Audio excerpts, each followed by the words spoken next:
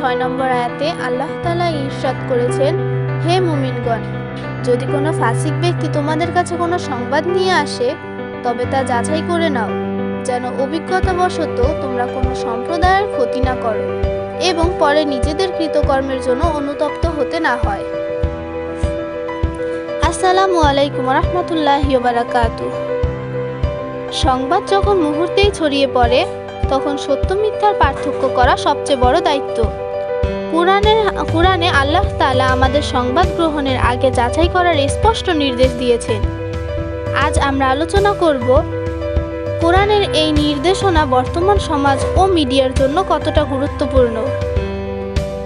প্রিয় দর্শক, আজকের দুনিয়ায় সোশ্যাল মিডিয়া, অনলাইন পোর্টাল ও ইউটিউবের যুগে একটি খবর মুহূর্তেই হাজারো মানুষের কাছে পৌঁছে যায়।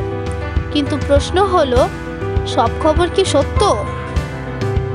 সূরা আল হুজরাতের 6 নম্বর আয়াতে আল্লাহ তাআলা আমাদের স্পষ্টভাবে সতর্ক করেছেন যে কোনো খবর চোখ বন্ধ করে বিশ্বাস করা যাবে না।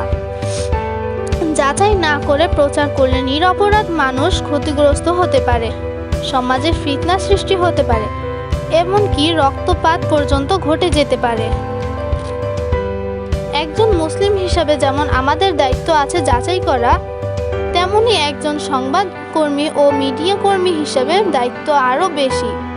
সত্য, ন্যায় ও আমানতের সঙ্গে সংবাদ পরিবেশন করাই ইসলামের শিক্ষা। প্রিয় দর্শক, সত্য যাচাই করা শুধু সাংবাদিকতার নীতি নয়, এটি কোরআনের নির্দেশ।